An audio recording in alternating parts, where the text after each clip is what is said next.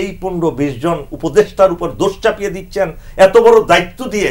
এক তো তাদের দেশ পরিচালনা করতে হচ্ছে, যেটা রিপন ভাইরা করেন, আবার এত এত বড় সংস্কার কাজ তাদের কাছ থেকে আশা করে। 16 বছরে হাসিনা যেমন সাইকোপ্যাথ ছিল, তার একটা সেই গুণাবলীর কিছুটা অংশে পুরো দেশবাসীও আক্রান্ত হয়ে পড়েছে। দীর্ঘ 16 বছরের একটা দেহ হাজার হাজার না লক্ষ লক্ষ ভাইরাসে দৌড়ে রোগাক্রান্ত করে, জাহিদ ভাই ভালো বলতে পারবেন, একটা দেহ যদি শুধু রোগাক্রান্ত হতেই থাকে, চিকিৎসা না হয়, তাহলে সে দেহটাকে আপনি সুস্থ করার জন্য একটা দীর্ঘমেয়াদী পরিকল্পনার প্রয়োজন হয়। আপনি বাংলাদেশকে কাকদেরকে দিয়ে আপনি কন্ট্রোল করবেন। প্রথমত পুলিশ, আপনি দুষ্কৃতিকারীদেরকে বিগত 16 বছরে যারা হাজার হাজার অপরাধ করেছে, দেশের টাকা পাচার করে খালি করে দিয়েছে, ব্যাংক খালি করেছে, ব্যাংক লুট করেছে, অর্থনীতির 12টা বাজিয়েছে, তাদেরকে ধরবেন কাদেরকে দিয়ে? পুলিশকে দিয়ে। পুলিশকে আছে নাই। বাংলাদেশের টাকা কোথায়? সব টাকা তো এই আওয়ামী বাটপাররা, হাসিনা লেফটেন্সাররা বালিশ কিনতে যেখানে 70,000 টাকা না কত টাকা নিয়েছে, পদ্মা ব্রিজ, এক এক যেই জিনিসের যে মেট্রো রেল, যেটা বাজেট হওয়ার কথা 10,000 কোটি টাকা, সেটা আবার 20,000 কোটি টাকা। মোট কথা দেশের অর্থনীতি শূন্য করে ফেলেছে। আপনি কাদের কোন টাকা দিয়ে আপনি দেশের কাজ করবেন? আসুন, প্রশাসন একজন ম্যাজিস্ট্রেট থেকে শুরু করে একেবারে ক্যাবিনেট সচিব পর্যন্ত শতভাগকে সে দুর্নীতিবাজ করে ফেলেছে। এখন এক একজন হাজার হাজার কোটি টাকার মালিক দেশ থেকে টাকা পাচার করেছে। তারা প্রত্যেকেই দুর্নীতিগ্রস্ত, হয়তো 2-4 জন ভালো যারা ওএসডি হয়ে গেছে।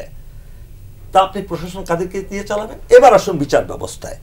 বিচারক যেখানে দলীয় ক্যাডারদেরকে নিয়োগ করা হয়েছে, মালিকের মতো নিকৃষ্ট মানের একজন বিচারক তারা নিয়োগ করেছে, একজন না, এরকম শতভাগ ছাত্রলীগের সন্ত্রাসী ক্যাডারদেরকে সে বিচারক হিসাবে নিয়োগ করেছে। আপনি বিচার কোত্থেকে পাবেন?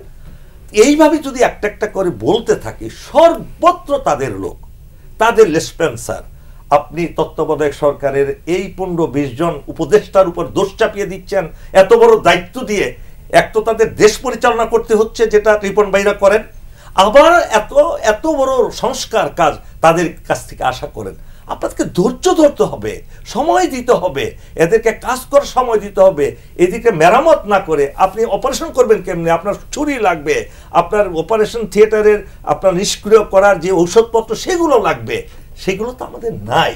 তো সুতরাং এই যে দ্রব্যমূল্য বাড়ছে, দ্রব্যমূল্য কমানোর জন্য যারা কাজ করবে তারা কারা? সুতরাং প্রত্যেকটা জায়গায় আপনাকে একটা স্পেস দিতে হবে। অপারেশন থিয়েটারের মধ্যে সবাইকে কাজ করার সুযোগ দিতে হবে। ঢুকিয়েই বলবেন না যে এখনই একদম রুগীকে ভালো করে ফেলেন। আমার কথা হলো, এই দেশটাকে ডক্টর ইউনূসের মতো একজন আন্তর্জাতিক খ্যাতিমান সম্পন্ন একজন লোককে, 84 বছর বয়সী একজন মানুষকে আপনি দিয়েছেন।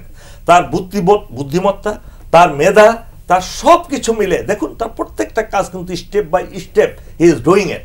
এবং আপনি এটা মনে করতে পারেন এই বয়সে এসে একদম খ্যাতি সম্পন্ন একজন লোক কখনো এই দেশ পরিচালনায় ব্যর্থ হতে চাবেন না, এবং ব্যর্থ হবেনও না বটে, যদি আমরা তাদেরকে সহযোগিতা করি।